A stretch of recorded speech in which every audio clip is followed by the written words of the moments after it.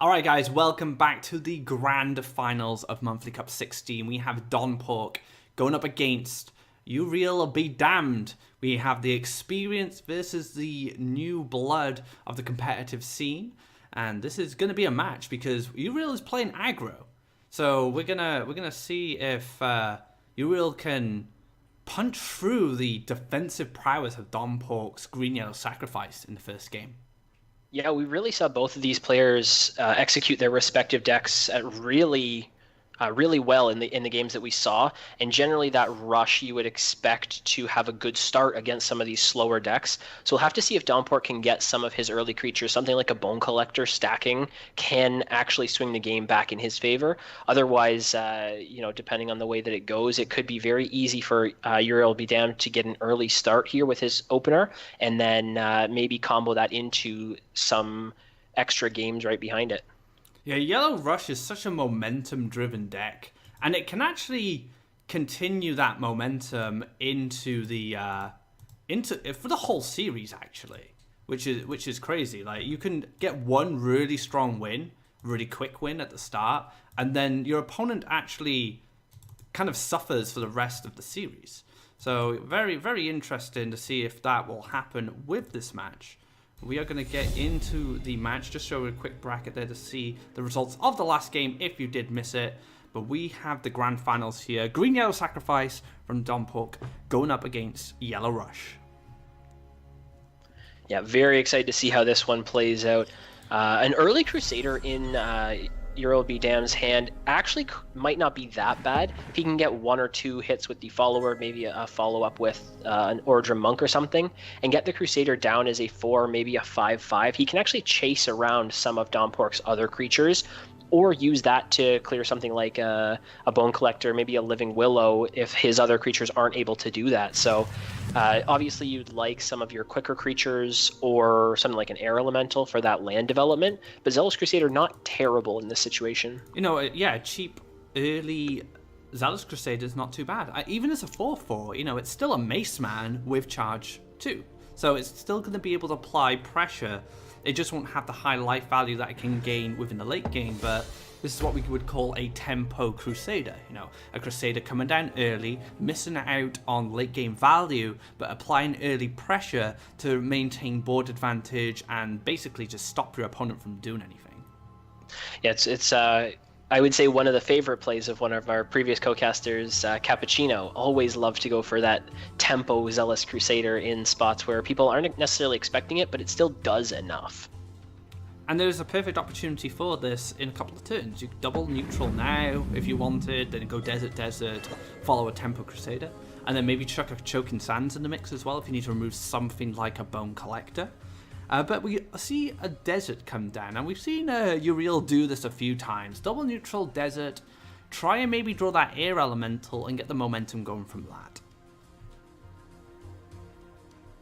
Yeah, and Don Pork on the other side here does find that Bone Collector that you really like to have early enough in the game that it starts building up some stats. Skyak also going to come down. He's going to, like we saw in the games before, defend this Bone Collector as much as possible. But Choking Sands was a nice answer to the Bone Collector. The sad thing about the Bone Collector Choking Sand interaction is you lose to Faeria. But Bone Collector is such a high value target, especially for Yellow Rush. But Bone Collectors can get out of hand very quickly. You have to kind of get rid of that Faeria. You have to play it, because if you don't, Bone Collectors can snowball. Yeah, but unfortunate here for Don Pork, he's getting all of these sacrifice targets in the Village Elders, the Skyak, things that you want to die or trade into your opponent's creatures, and he's not getting anything like Demon Wranglers that you would use to target those creatures and then start this stacking very early, start your cycle with the card draw. He's set up well for his early creatures, but he just doesn't have those sacrifices yet. And Demon Wranglers are great for either getting early removal out of your opponent's hand or challenging Shaitan Demons. Fortunately, there are no Shaitan Demons yet, but Uriel Be Damned, he's going to have to get some momentum going, and this current hand doesn't really offer that. He really needs to find like a Monk into a Prayer, maybe into an air elemental, into a follower, into a wrangler, you know, get all this kind of snowball going off, which is Yellow Rush is very capable of in its current build. Yeah, this looks like it's just going to have to be another Village Elder.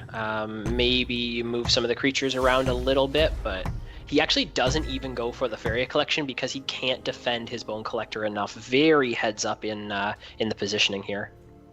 Yeah, basically just saying, Wind Soldier, I don't want this to hit my Bone Collector. You know, he wants to force, say, something like a Choking Sands instead because the value is quite poor, the Faeria trade-off at least. So Monk going to come down first before any Choking Sands get played. You might as well draw some cards, see what's going on. Choking Sands. See, the sad thing about this is a Village Elder actually does a lot of work here because it cycles, it dies and empowers the Soul Eater, and it gets rid of a high value target like the Orange Rim Monk. Yeah, will trade very nicely here, and a big pickup like we were just talking about, that Demon Wrangler, really nice to find for Dawnpork. So he's going to be able to use one of these Village Elders to clear the Monk, use the other one to start cycling deeper into his deck, maybe pick up another creature here as well. Now, Soul Eater is generally a slower card in this matchup. Like you said earlier, you want to find your Wranglers, which fortunately there is one here. You want to find your Bone Collectors and your Skyax, especially Skyax. Skyax is fantastic in this matchup. But these Village Elders are going to start drawing. Flash Salmon, also a very good card as well, because it can kill a follower, and it will live and die at the end of the turn, and you'll get that card draw. So far, Dawnpork's hand has been lining up very nicely. Yeah, slowly getting towards that Soul Eater. Picks up the Smile. I don't know if he uses it right away because you're not going to play whatever they are, but he does go for that and gets Salmon and Skyak, which is way better than drawing double Soul Eaters there. Yeah, fantastic pickups. And so far, Dawnpork's deck has been, on point with its draws, but also with the way it's designed. This is a very well-designed deck. And it's really starting to show in these matches today in the Monthly Cup. Yeah, another Wrangler picked up here for Dawnpork, so he can go for sacrificing his other Demon Wrangler. I mean, this is a point where next turn, we could see just a Soul Eater come down from Dawnpork. It's going to be a 6/6, it looks like. Maybe it could be a bit higher depending on the Flash Salmon plays, but it could be enough of a threat that Dawnpork feels comfortable going for it in that type of a situation. I mean, this is looking fantastic. Blocking the deserts, lots of bodies in the way, blocking potential haste plays. A desert could come down, and the Wind Soldier could go to the orb, but it's really clunky. It's really inefficient for Uriel right now. And like you said, when Soul Eater comes down, it doesn't matter really what stat line it is, as long as it's above a Wind Soldier range, it's going to start hitting the orb and start applying pressure. And this is a perfect opportunity for Dawnpork to do that. Play an aggressive land just above his Skyak, and then drop the Soul Eater there. And now, Uriel will have to answer that before he can start playing some aggressive cards. And actually really nicely goes for that desert like you were talking about on the right. If he had gone for it on the left, you actually still leave the position the Soul Eater's currently played on. That could be an open desert for something like a Flash Salmon Kaleem's Prayer play that Uriel could go for. But in this type of situation, all of his creatures are body blocking to the left, and then he blocks that land that could be used on the right. So really nice play there in the land positioning from Dawnpork. And the more reactive you force the Rush player to play, the more time you have to set up your defenses or keep your defenses intact. And, last Nightmare could come down here, but what's it really achieving? Not a lot. I mean, at the end of the day, Uriel is supposed to be winning fast, not slow. And so far, it's not really working out. No, definitely not a position that you want to be in here. 8/8 of the Soul Eater. It looks like it's going to go to at least a 9/9 here. And now Feed the Forest picked up, so that could be used on something like even the Village Elder, even though it's not a good value play in terms of the Faeria that you commit versus what you get back. But that puts the Soul Eater up to a 10/10 and puts your opponent on a 2-turn clock. Yeah, putting the Soul Eater up to a 10/10 now is very important. It's basically a way of guaranteeing you win in 2 turns, and if you can win fast against Rush, that's even better. Zealous Crusader is a problem, but Donpork's defenses have been so strong this match. He's actually in such a comfortable position. He could probably just do what he wants at this point. He could just relax, and if Uriel has to last nightmare this Soul Eater, so be it. You don't really care that much, because that's Uriel doing something reactive rather than proactive. Yeah, and even in that situation where he doesn't get the Soul Eater to 10 damage for that 2-turn, right away, it still dealt 9, and both the Flash Summons takes it to 11, so it's still within that 2-turn range. It's going to have to be Last Nightmare here. Still could go for something like the Monk Prayer, +1 Faeria still gets you to Last Nightmare, but it's still looking pretty bleak for Uriel, because Donpork is a card away from finding his next Soul Eater and ending the game through that one instead. I think another important thing to note here is how Donpork has matched the card draw of his opponent. Thanks to the Village Elders, but also the Flash Summons as well, and being able to keep your hand nice and healthy gives you more options to react to your opponent's plays, especially in a rush matchup. So not only has the defensive been on point, but the card draw to match the defense is making this very difficult for Uriel to push through. Yeah, and there is that second Soul Eater picked up, a situation where Donpork could even just feed the forest onto his Bone Collector if he wants and go for the win with the Soul Eater next turn. It is a bit of a risk, but considering Uriel has no Faeria right now and very likely has no way to counter this Soul Eater, it is something that very easily could end the game. Oh, and the Sky Axe as well. I mean, this makes it less risky because now you can cover all the deserts again. And you can drop that massive Soul Eater, demanding another answer from your opponent. This is a 15-15 Soul Eater, so Last Nightmare is going to be the only way you can stop this, or by body blocking it. But if you're body blocking it, you're probably not winning the game at that point. If you're building deserts and dropping followers in front of Soul Eaters, you're just delaying the inevitable. Yeah, definitely not the way that you want to be playing in that type of situation. And there it is, the surrender comes out, and in what we thought would probably be the best matchup for Uriel, in that yellow rush, getting at the sacrifice player early, Donpork showing beautifully how to defend against it, and just having the right creatures really to start off the game, getting good value out of his Village Elders into that early Sky Yak Swarm. Yeah, the Sky Yak Swarm was massive in answering that rush. Also, the Village Elders being very important as well, because they trade with monks, you get the card draw, and they're also great sacrifice targets for stuff like the Demon Wrangler. Now going into the next game, we're probably going to see some red, no surprise there, but Donpork already today has shown that knows how to fight against red, knows how to match up against it. Let's see if Donpork can do it this time. Yeah, and I would not be surprised if Uriel goes for more of an aggressive line.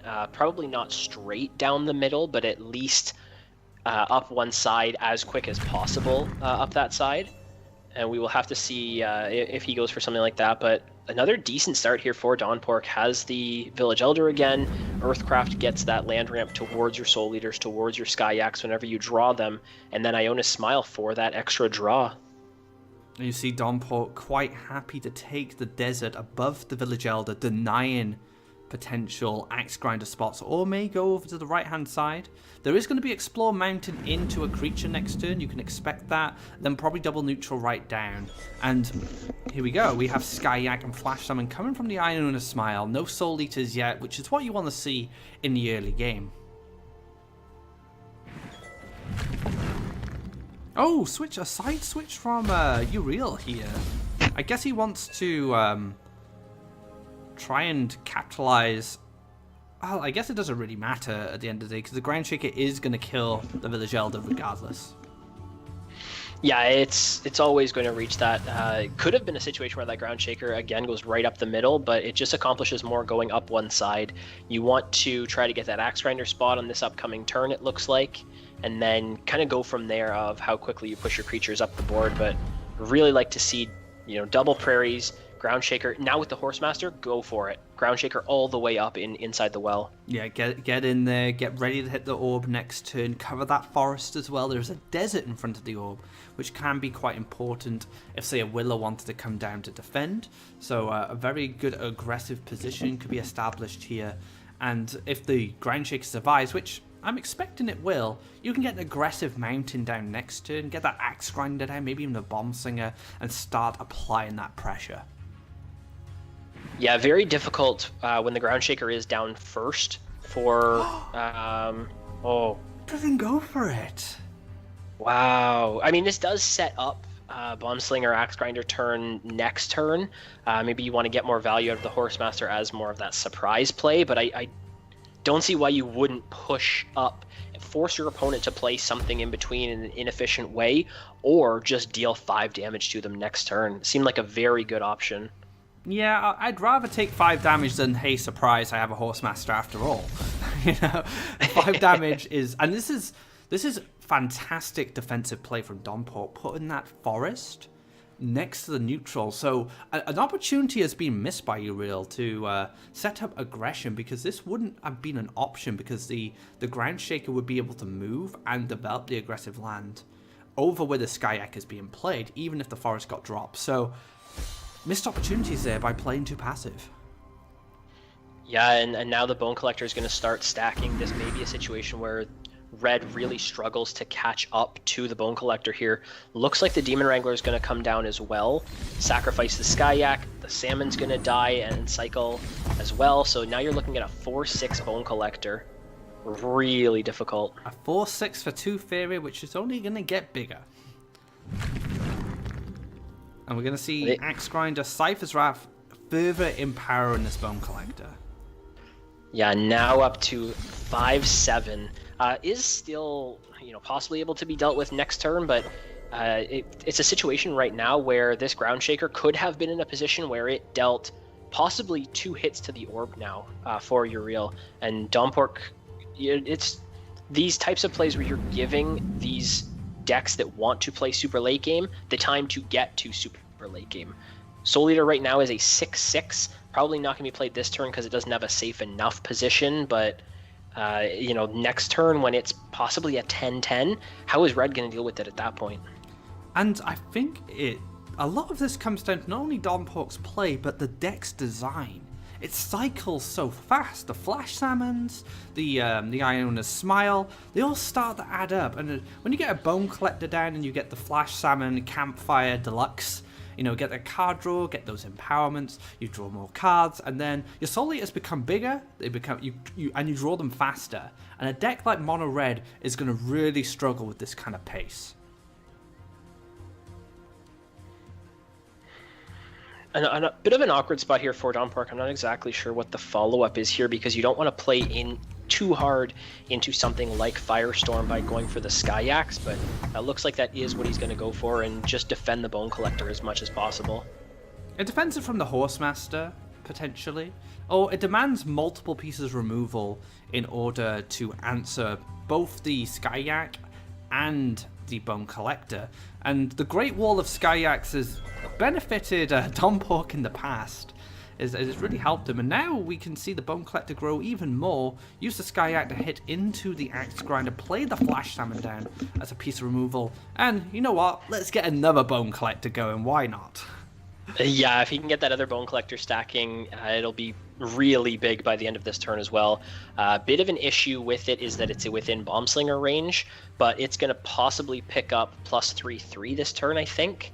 So that puts it out of Bomb Slinger range. So why not go for both right now? Oh yeah. So what you can do is you hit the Axe Grinder, you play the Bone Collector, hit the Axe Grinder, you get to play the Flash Salmon, and then you can Demon Wrangler the other Yak, and that will give it even more power-ups. And the next turn you just go for the Yak Flood, or you can go for a massive Soul Eater. Yeah, it was already looking very difficult for Uriel to deal with one of these Bone Collectors, and now you've got a second one that's almost out of range of Red dealing with it. And if you kill the weaker one in front, that big one behind gets even bigger. So, looking really worse and worse, unless there's a big value swing back the other way. Maybe once the Skyak Flood comes out, big either Garrotin or Firestorm can pick up value back, but yeah, it's looking increasingly difficult for Uriel to pick up enough value to get back in this game. And speaking of value becomes much harder to achieve for red in this kind of matchup because the Bone Collectors only cost 2 Faeria. Any Faeria you spend over 2 to kill a Bone Collector, you lose in value. And it's very difficult. And it's an awful situation to be because you're investing all these resources and all this removal into 2-cost creatures. Yeah, definitely true. I mean, even here, you have to use a big chunk of your Ground Shaker, as well as 5 Faeria from the Bomb Slinger, just to deal with a 2-cost Bone Collector that then buffs the other one behind. So, oh, and speaking of big boys, there's a Soul Eater as well. The Skyyak can run itself into the 4-1, further empowering the Soul Eater, further empower the Bone Collector. Bone Collector then can take care of the Ground Shaker, and an aggressive land can be placed in order for that Soul Eater to go face next turn. It's just, oh, Flash Salmon, even better. You don't even need to use your Bone Collector. It can just chill there, absorb all the power-ups, and just carry on. It's such an incredible position for Donpork to be in. Yeah, pretty insane here. I don't think the Bone Collector can pick up the full 4/4 of all of the creatures dying, but you can do something like Flash Salmon. I think it would be... Yeah, you're still going to miss at least 1 buff here, but the Skyyak steps over, clears the Ground Shaker, then Bone Collector moves, and then the Salmon kills the Bomb Slinger there. And then, might as well just play an 11/11 Soul Eater. It's not even as strong as the Bone Collector right now. And the Bone Collector is 2 Faeria. Let's just keep that in mind. That's a 2 Faeria 11/13 right there. Yeah, and any play that Uriel makes that could be close to killing off either of these creatures is going to pale in comparison to the next Soul Eater that comes down next turn. So just looking very bleak at this stage. And even if Uriel was able to, like you said, kill both of these, not only does he have to deal with additional Soul Eaters that are going to turn up, but the amount of investment to try and even kill one of these is not worth it. I think it's even better to just hit that cog and hit the surrender button, and I think he agrees. It would take so much time and energy to clear or even have a fighting chance in this game, which I don't think there was any at that point. Surrendering, conserve your energy, get into the next game, and try and get a win on the board. Yeah, the only thing that you could kind of consider would be trying to get information. But considering you've already seen the deck twice, if you've been watching the stream at all, you've seen Donpork play this deck 3 other times. If you've checked into the Korean stream, you saw his semi-final game. So it's not like that information is something that you necessarily need at this point. You should know most of what is coming with this deck. So yeah, definitely going for the concede early enough, conserve that energy like you're talking about. Blue-green ramp is going to be the next matchup. Win conditions are a big part of how this matchup plays. Soul Eater is the primary win condition for Donpork's deck, but as you could see, Bone Collector can develop into a win condition if the cards line up properly. Skywhale, which we've just seen go to Uriel's hand, is probably the biggest factor in this matchup. What does Skywhale swallow? Can it stay on board and not be cleared once it swallows a high value threat? And in most cases, it's hard to establish who needs to be the most proactive player here, because the green-yellow sack player doesn't want to get swallowed by sky whales, but could overwhelm their opponent with, say, Bone Collectors and Sacrifices, and there's not enough whales or swallow mechanics to cover everything. So it's going to be very interesting to see how Donpork plays this, but also how Uriel plays this matchup. And as you can see, he's getting very aggressive all of a sudden. Yeah, we went from Donpork being as passive as he possibly could be to now actually extending his lands right up into the double collection. He's, throughout the course of the day, pretty much been playing off of his own 2 wells very defensively. And if we see him go for this type of a play here, it's almost the most aggressive he's been all day, at least this early in the game. And Bone Collectors could be key into continuing the momentum of this aggression, getting some sacrifices off, getting these Bone Collectors big and early, and being able to leverage the board and apply a lot of pressure. The Iona Smile could play a big role as well, because they find stuff like Skyyaks. Like, if you picked up 2 Skyyaks now, they would be a great position to play them, because when they die, you can flood the board quicker and, you know, accelerate that win. And as you can see, it's going to be a Deepwood Stalker taking care of the first blood here, getting rid of that Elder. And Soul Eater, not really a card you want to see at this point in the match. Yeah, and Donpork going for the double collection on the left. Uriel switches and decides he's going to double collect from his own 2 wells. He's going to concede a little bit of that pressure. First, Skyak does come down and actually blocks a very important land position for Uriel here. He's not going to be able to play anything on that spot this next turn. Definitely considering to cycle the Flash Salmons, but decides against it in the end. And in the first match, we were talking about tempo Zealous Crusaders. Don't be surprised if we see tempo Soul Eaters. Just like 6/6/7/7 Soul Eaters are going to have a lot of influence on board with their charge ability, being able to zip around and clear Harvesters. That's going to be their job in this matchup. Yeah, definitely will be something that we'll have to pay attention to if it's something Donpork decides to go for. Now a Bone Collector picked up with those 2 Flash Salmons in hand. Is this where we start to see it go off a little bit? Uriel played the Shifting Octopus and didn't take the jump on it, so he won't have that type of movement advantage. He's also already played a Deepwood Stalker, so it depends on how safe you feel against something like a Frog Tosser coming down, but is it Bone Collector time? I think so. Get the salmon barbecue on the go on the campfire.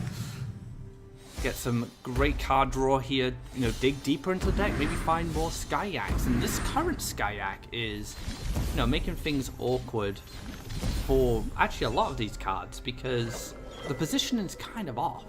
Although Aurora can't be played, so Aurora's not going to be too handy. And the Spider, while it does kill the Skyak, the Whale is not in reach of killing the Bone Collector right now.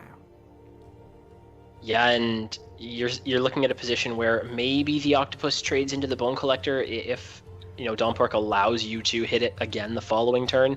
Definitely a situation where that Deepwood Stalker Aurora play would be so perfect right now to clear off both the Skyak and the Bone Collector, and it's just not quite enough land ramp for Uriel at this stage. And keep in mind that the Yak is going to empower the Bone Collector up to a 4/6, but there's also a Living Willow just to the left of it, which is double collecting, and that Living Willow's position can protect the Bone Collector from the Octopus on the following turn. Now, I think the biggest problem Donpork may face coming into future turns is a combination of Deepwood Stalker and Frog Tosser, but one more power-up actually allows the Bone Collector to eat the Frog Tosser and the Spider, so it's dangerous, you know, it's a dangerous position for these combat fight creatures to be in. Yeah, it's getting very close here of the way that it's going to play out. Does go for the attack there into the Bone Collector. I don't believe there's any kind of buffs in this deck, so you're not really concerned about something like an Elderwood Embrace coming onto the Living Willow and killing the Shifting Octopus and getting a lot of value back for Donpork, but currently looks like these are set up to trade, but that Living Willow going to be able to taunt the Octopus and keep it in place. I think the issue here for Donpork, with not knowing what Uriel has, is the Frog Tosser is going to clear the Bone Collector at this point. So the Bone Collector needs to gain 2 additional life to get outside of reach. Now, a Demon Wrangler is going to be very helpful in achieving that, but one more sacrifice is going to be required if they're going to want to protect the Bone Collector from a potential Frog Tosser. This is actually possibly a turn where Donpork could go for that tempo-oriented play like you were talking about. Just trade the Bone Collector into the Shifting Octopus. 6/6 Soul Eater at this stage of the game. Looks all right. Yeah, I wouldn't mind that. I think if you're predicting a Frog Tosser next turn, I think the trade is fine here, because a Frog Tosser is going to trade off with it anyway, and you're not going to get much out of it. And then a 6/6 Soul Eater in any of these positions can clear creatures on the right-hand side, which could be really important. But it actually looks like sacrifices are going to be made here, but unfortunately... Oh, okay, I actually like this a lot. So taking care of the Octopus and saying, you know what, if you want to throw a Frog Tosser into this mess I've created on the left-hand side, go ahead. Yeah, it's a situation where Dompork is fine with those Frog Tossers coming down now. A big thing, as much as these Deepwood Stalkers have been able to get good trades with their gift abilities, sitting over on the far side, they're doing absolutely nothing right now. You're getting that collection, but Uriel has a ton of area to work with, so that's not as impactful as if that 2-1 was over on the left to take out the 6-2 of the Bone Collector right now. And we may see a Frog Tosser hit the Wrangler in the back here. Or is it going to go for the Skyak? I'm curious. Goes for the Skyak instead. So making sure the Bone Collector goes down first so it doesn't get powered up any further. That could be disastrous in some situations. And so nice sequence in there from Uriel. And we're going to see a Willow feed. Very good here. And let's have a look at these Bone Collectors. Ooh, 9/9. That is here's another Soul one. Eater. And this is just I think this is just the moment where Dompork just chains Soul Eaters off. He just plays 2 of them. +1, maybe clean up some stuff, play 2 Soul Eaters. Yeah, the unfortunate part is he can't kill everything except for the Living Willow on the side. That 4-1 of the Frog Tosser does look like it lines up nicely, but Uriel's Living Willow blocks Dompork's Living Willow from hitting it. So you don't have like maybe the best trades that you're looking for here, but Demon Wrangler killing one of the frogs, maybe your Demon Wing kills off the 4-1 Frog Tosser, and 2 Soul Eaters when they're both 9/9 looks pretty solid at this stage. Well, they're going to go to 11/11, I believe, at this point. If he does go for the 4-1 clear, which I think is a fair trade because you set up a position for your Soul Eater to be aggressive next to. And we're 2 lands away from any whales. And this is the perfect position for Green Yellow Sack to be in this matchup. Drop in Soul Eaters, which are very large, just before those whales could come down. And by the time whales do come down, there's going to be another Soul Eater. He's not going to have enough whales. Yeah, this deck actually looks really nice into the green-blue because it has the big guys before whales are available for that swallow mechanic, and it also has the flood of Skyaks or just the other small stuff that green-blue ramp is sometimes not able to keep up with. It has so much acceleration as well. We have the Village Elders, the Flash Salmons, the Willows, the Feeds.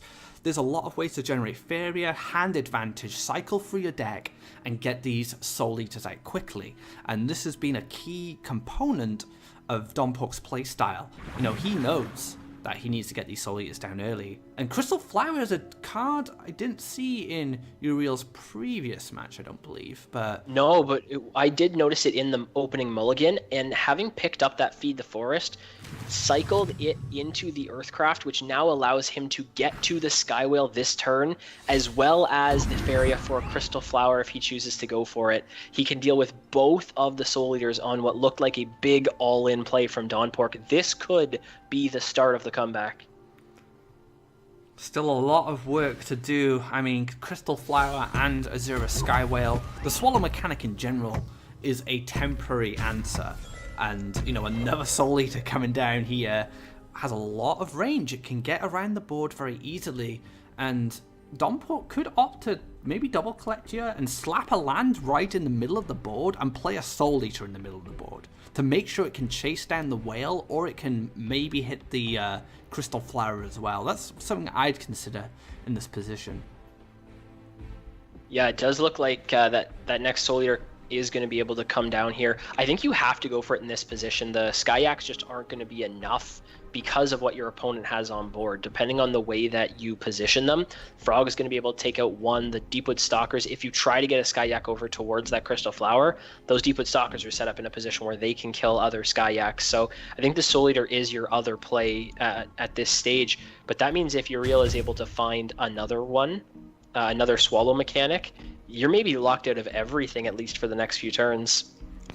Yeah, the follow-up Swallow to the last Soul Eater will be very painful for Dompork, but one of his options in answering that will be able to follow with Skyax defensively, because I imagine this whale is going to go aggressive, or it's going to try and run away.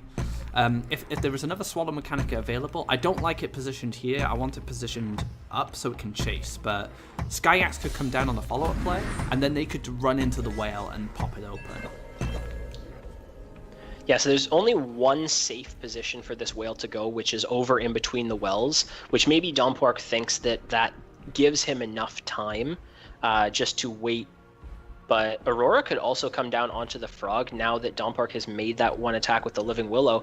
That Frog then clears, and the Skyak could have come back defensively, but he goes for the only true protected position.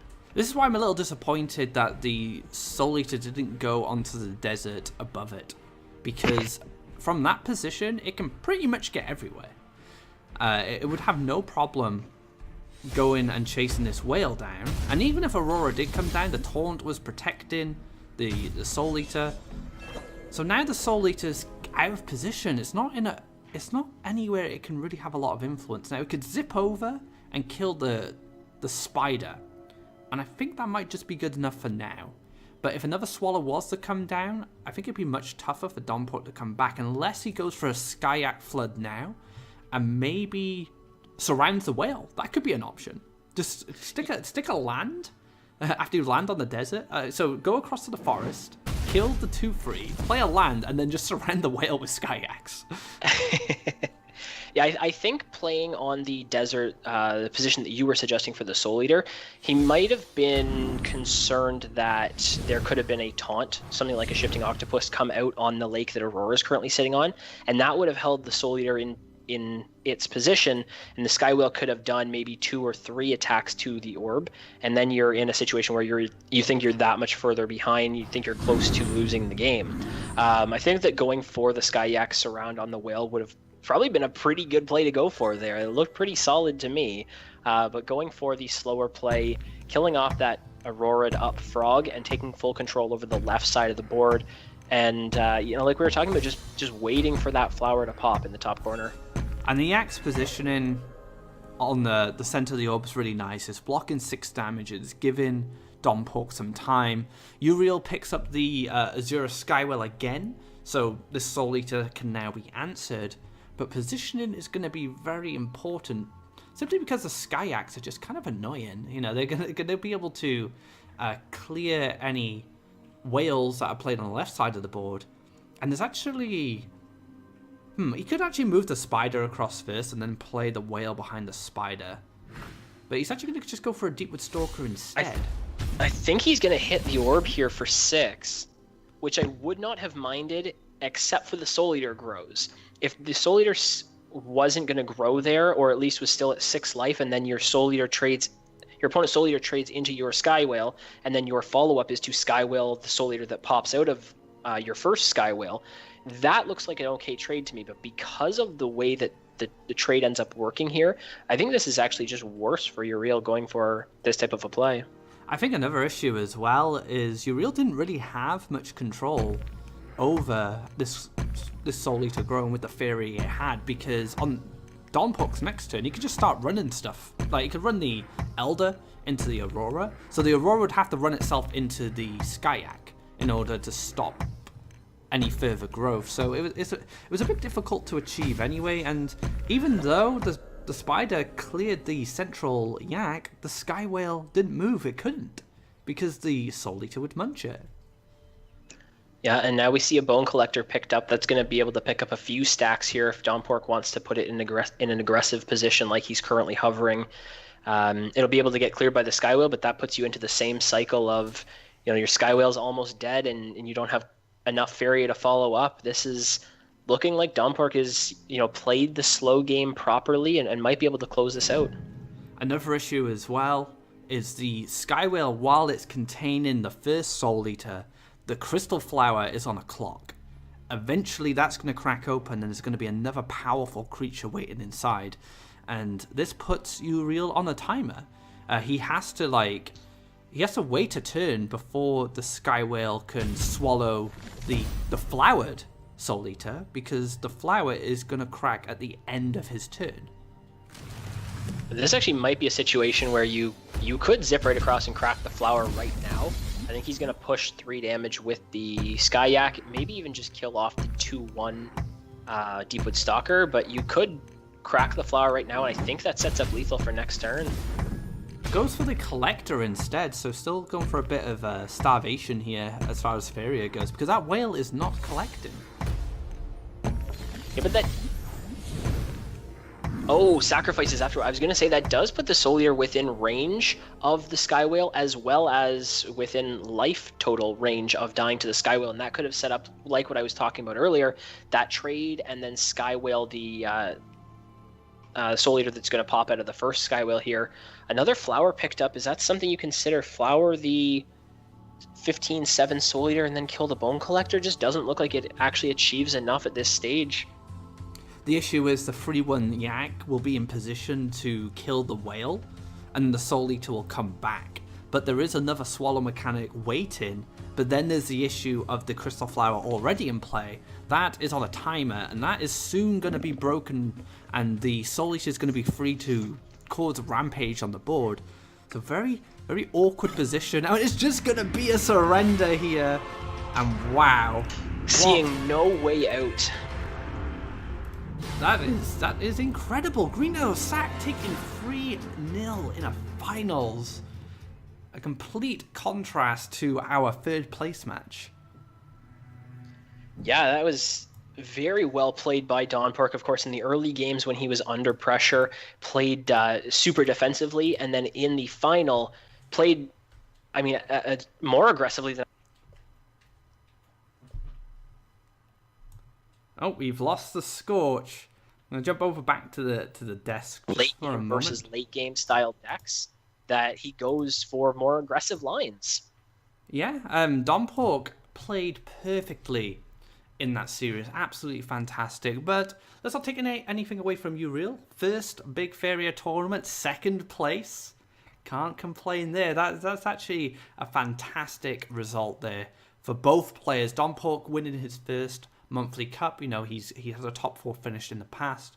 Coming into this tournament with a deck that wasn't even in the meta until this tournament. I can assume that tomorrow or following this tournament, we're going to see a lot of Green Yellow Sacrifice on ladder, especially this build. This build looks fantastic.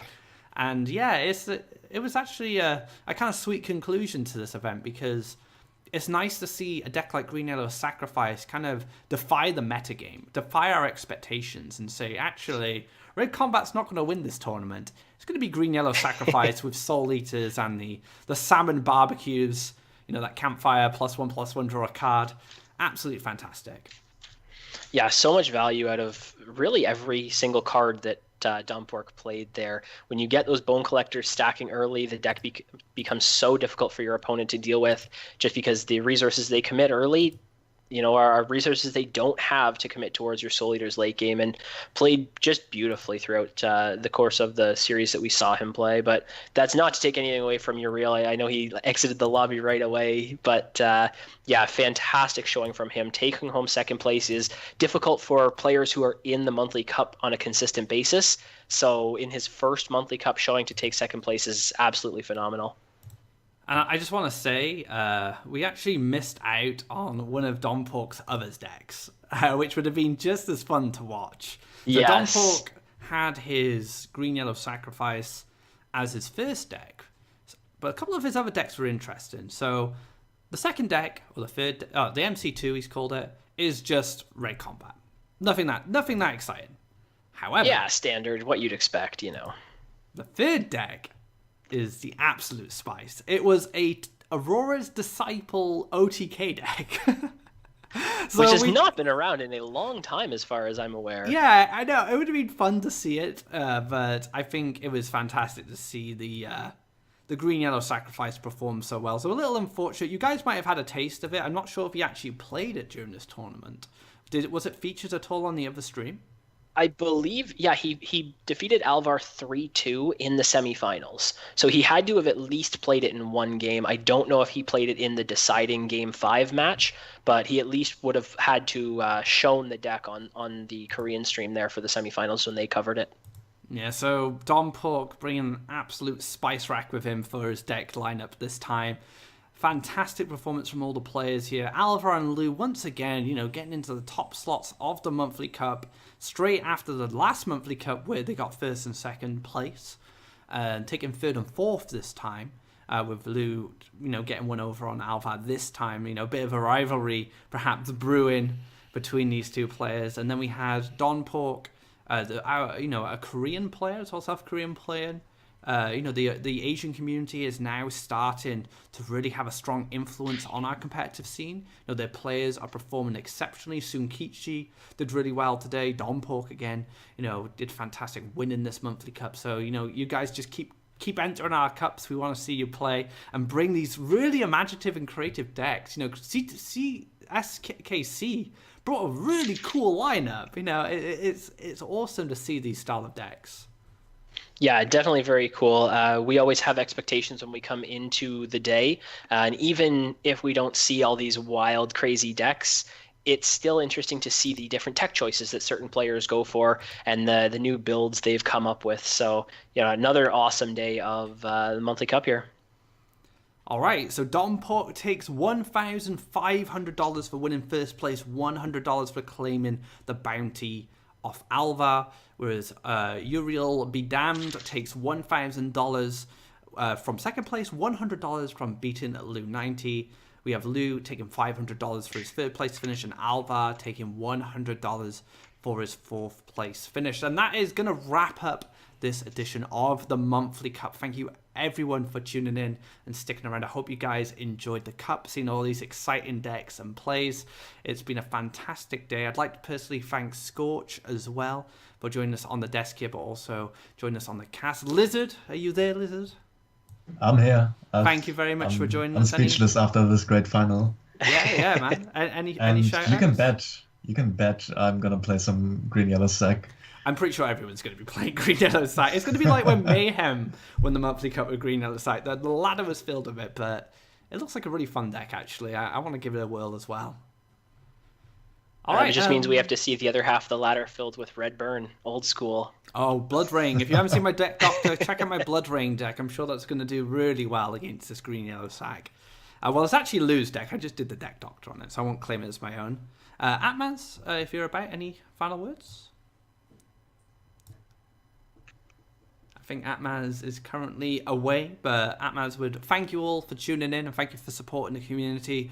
Of course, a big shout out to Atmaz for running the cup behind the scenes. He's behind the curtains, making sure the show is running with this tournament. So yeah, big thank yous to everyone. I hope you guys got all your eggs and your prizes from the egg bot. I hope you behave today. You know what the egg bot's like. It's a bit mischievous, likes to be a bit of a rascal and play up a bit, but hopefully you guys got what you wanted.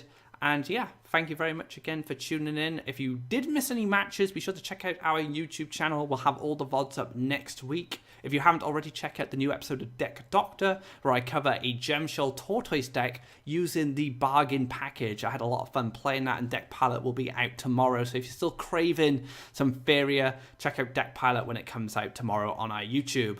So until next time, guys, take care and enjoy the rest of your evening.